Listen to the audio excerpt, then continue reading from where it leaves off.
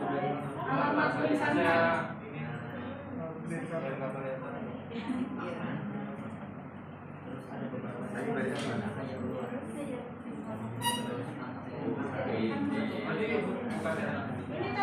pokok ini aja ya.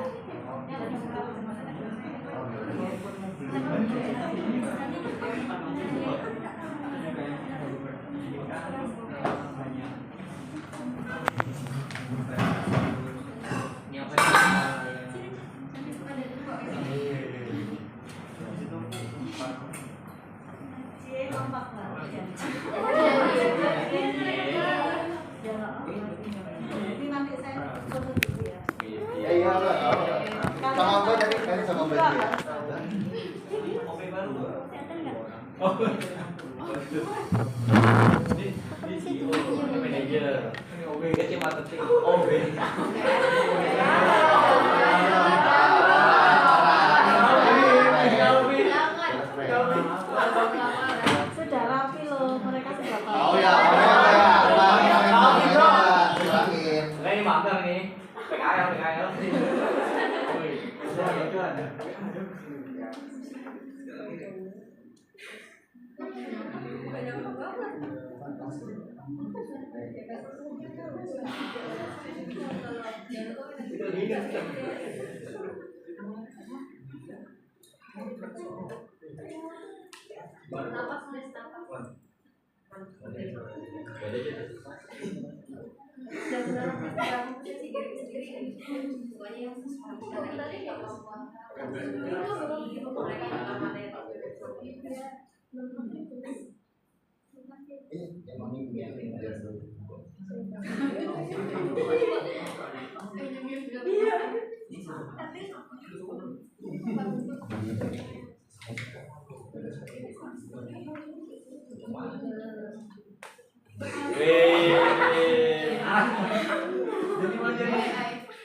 Kok itu mirip banget tuh main. Ini siapa? Itu siapa? Yang cewek ini nggak bisa ngerti. PT apa? Ini beda banget. sabar ya. Oke. Itu bukan Jani itu. Jaru. Wika doang ini.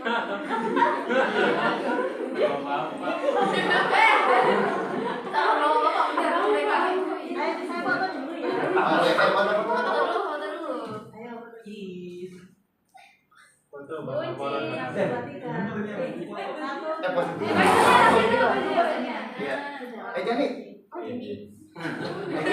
Kiri. Oke, 1, 2, 3. Asik. Ya, bisa dimulai. Assalamualaikum warahmatullahi wabarakatuh. Waalaikumsalam warahmatullahi wabarakatuh. Baik, di sini kami dari tim 2 dan merupakan PT dari Spontan.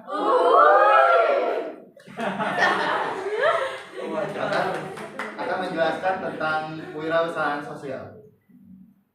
Oke, dari sini ada anggota kelompok kami, yaitu saya sebagai Dwika, Saya Nugari, saya Fitri, saya Vita, saya Meisha. Dan saya jadi. Baik, di sini saya sebagai CEO akan menjelaskan tentang latar belakang mengenai kewirausahaan sosial. Oke.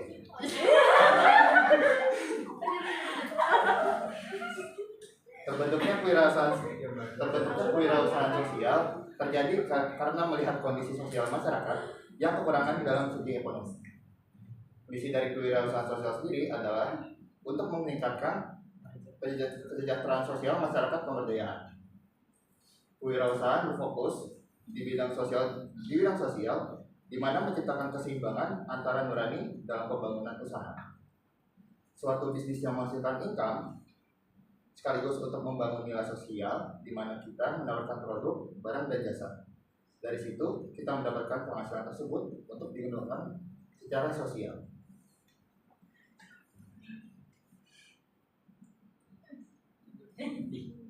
Baik, saya sebagai kepala staf ingin menjelaskan itu tipe-tipe social enterprise.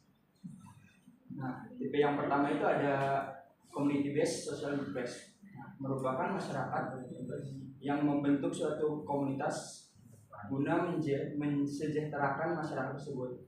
Karena apa? Karena dia punya masalah yang sama di ruang lingkup yang sama. Nah, sehingga dengan adanya komunitas tersebut, nah diharapkan nantinya masyarakat itu bisa berkembang atau sejahtera. Nah, komunitas ini tuh lahir bukan karena bantuan seseorang, melainkan komunitas ini atas dasar inisiatif individu yang ada di kelompok tersebut untuk membentuk suatu komunitas. Nah, saya mengambil contoh realitas dari pedagang UMKM, di mana pedagang UMKM yang misalkan yang ada di Kenjeran, itu dia punya masalah dengan pendapatan ekonomi yang menurun. Nah, masyarakat Kenjeran tersebut dia membentuk suatu kelompok komunitas guna untuk meningkatkan pendapatan mereka. Nah, dengan adanya komunitas tersebut, nah, bisa membangun relasi antar anggota-anggota komunitas lain, anggota komunitas yang ada di masyarakat tersebut.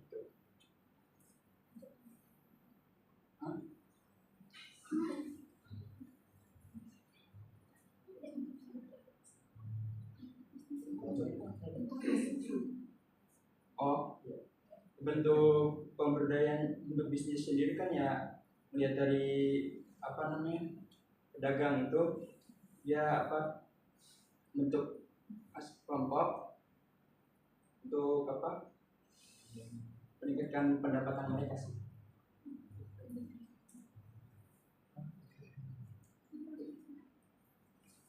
Saya akan menjelaskan tipe yang kedua, yaitu non-for-profit social enterprise. Nah, di sini lahir dari individu dan kelompok yang peduli, bukan kelompok yang memiliki masalah. Fokus utamanya adalah pemberdayaan, bukan mencari keuntungan atau profit. Tujuannya adalah pemberdayaan, walaupun tetap menggunakan prinsip bisnis. Tujuan utamanya adalah mengembangkan untuk dampak sosial dan bukan keuntungan. Saya mengambil contoh realitas. Yayasan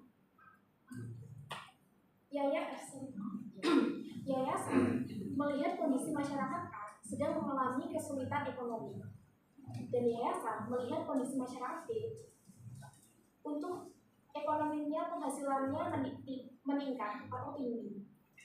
Yayasan meminta bantuan kepada masyarakat B untuk bisa membantu kepada masyarakat A berupa dana, hibah ataupun infak yang akan disalurkan kepada masyarakat A. Dari pihak yayasan ataupun masyarakat B tidak mengambil keuntungan sama sekali. Bentuk pemberdayaannya adalah dari yayasan meminta bantuan kepada masyarakat B untuk bisa memberdayakan masyarakat A, dan bentuk bisnisnya sendiri, masyarakat A mengelola dana yang diterima oleh masyarakat B untuk dijadikan sebuah usaha.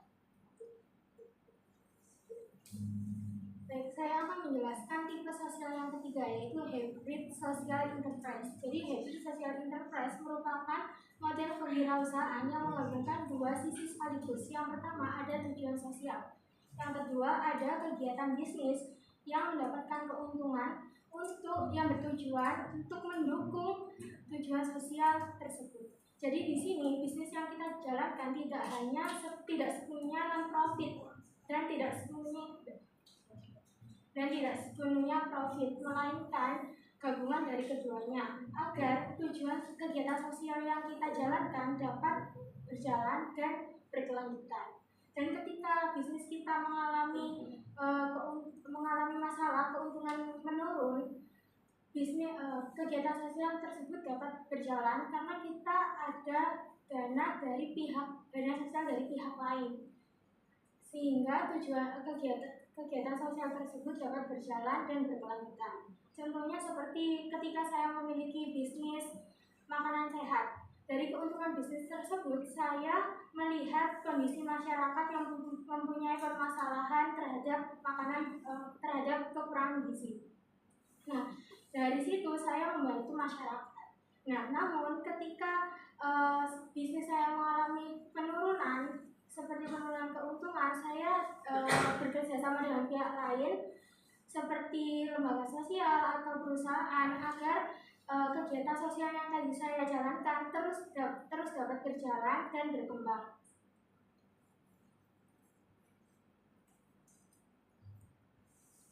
Tipe sosial yang terakhir adalah Profit for Benefit Social Enterprise. Ini adalah model bisnis yang menyeimbangkan antara mencari keuntungan dengan misi sosial dan lingkungan, di mana keuntungan yang ia peroleh untuk mendukung dan mendanai semua program-program yang menjadi prioritas utama perusahaan. Nah, untuk contoh realitasnya bisa dilihat dari Grameenbank Muhammad Yunus. Ada 3 karakteristik yang sesuai dengan Profit for Benefit Social Enterprise. Yang pertama adalah orientasi keuntungan yang terbatas atau profit for benefit. Grameenbank memang memperoleh keuntungan dari bunga pinjaman, tetapi hal ini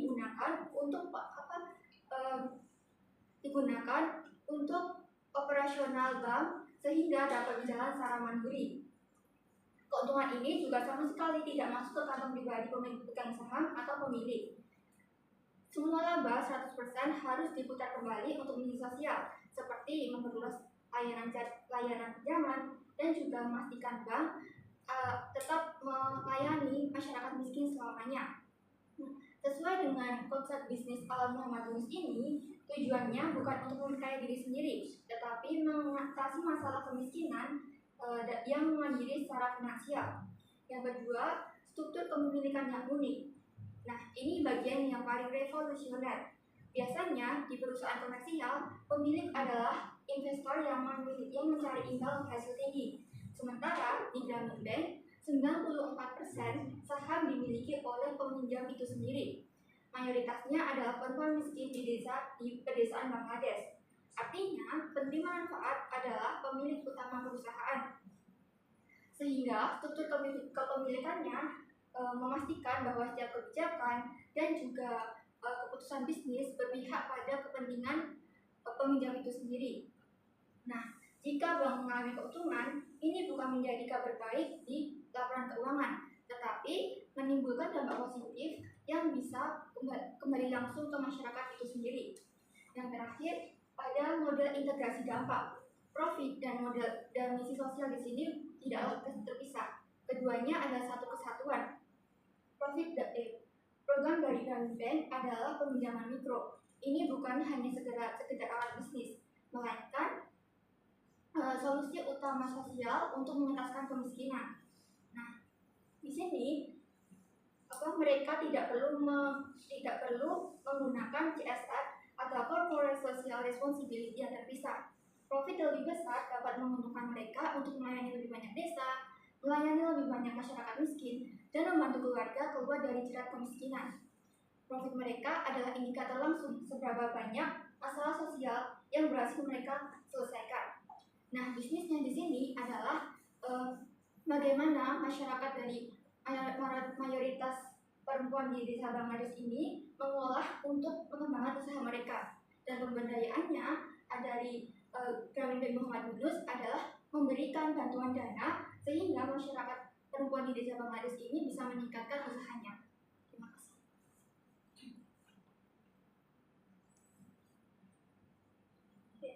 Baik, di sini saya akan menjelaskan bagaimana sih kontekstualisasi dari tim kita terhadap kewirausahaan sosial. Nah, tadi kan sudah disampaikan ya oleh teman-teman saya bahwasanya kewirausahaan itu memiliki 4 tipe. Nah, dalam konteks ini kita menggabungkan 2 tipe. Yang pertama ada tipe community based dan yang kedua tipe non for profit. Nah, untuk tipe yang pertama ini community based ini pada intinya kan adanya masalah yang sama di suatu masyarakat dan kemudian dari masalah itu masyarakat itu membentuk kelompok. Nah, kalau dalam bentuk konteksnya ini kayak gini, misalnya ada masyarakat. Nah, masyarakatnya ini mengalami masalah ekonomi dan juga ada penumpukan sampah. Nah, dari masalah itu masyarakat itu membentuklah kelompok yang dinamai dengan bank sampah. Nah, dari program itu masyarakat itu membuat kerajinan dan mengolah hasil penumpukan sampahnya itu menjadi barang yang lebih bermanfaat sehingga bisa menghasilkan pendapatan untuk pemenuhan ekonomi mereka. Nah, namun masyarakat ini tuh belum paham bagaimana sih caranya menjual produk sehingga bisa menghasilkan uang. Nah, kemudian si masyarakat ini memintalah bantuan kepada si agen pemberdaya. Nah, kemudian agen pemberdaya mengamati kondisi masyarakat itu. Ditemukanlah dua masalah. Yang pertama itu produknya itu kurang menarik. Nah, dari pembacaan si agen ini masih bisa membantu berupa memberikan pelatihan bagaimana cara mengolah sampah menjadi barang yang lebih menarik sehingga bisa memiliki daya beli yang tinggi. Nah, kemudian yang kedua ini masalahnya dalam penjualan produk kerajinan ini kan butuh stand yang strategis seperti kayak pameran gitu kan. Nah, tapi melihat dari kapasitas si agen tidak memiliki kemampuan untuk membantu memecahkan masalah itu. Nah, akhirnya si agen ini mencari relasi dari eksternal yang sekiranya memiliki misi yang sama, yaitu misi untuk memecahkan masalah yang ada di sosial. Nah, mulai nih yayasan yang menyediakan stand. Akhirnya si yayasan ini tidak ingin mendapatkan keuntungan, hanya memberikan stand cuma-cuma. Dan akhirnya si masyarakat ini bisa menjual produk kerajinannya di stand itu. Nah, letak non-profitnya adalah di mana si agen ini membantu masyarakat tanpa mendapatkan keuntungan, gitu. Dan juga dari yayasan itu tidak meminta atau tidak mendapatkan keuntungan. Seperti itu dari kontekstualisasi tim kita. Semoga bisa dipahami ya teman-teman. Yang terakhir adalah kesimpulan. Kesimpulannya adalah tujuan kategorisasi tipe ini untuk memahami berbagai tipe sosial yang ada di Indonesia, sehingga kita